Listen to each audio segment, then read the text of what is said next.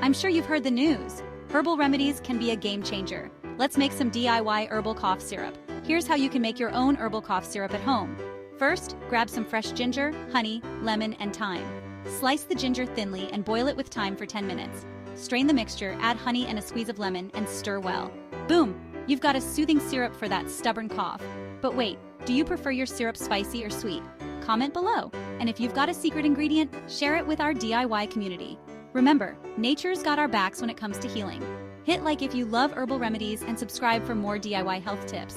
Let's get those cough-free vibes going. And hey, what's your go-to herbal remedy? We'd love to hear. Till next time, stay healthy and crafty.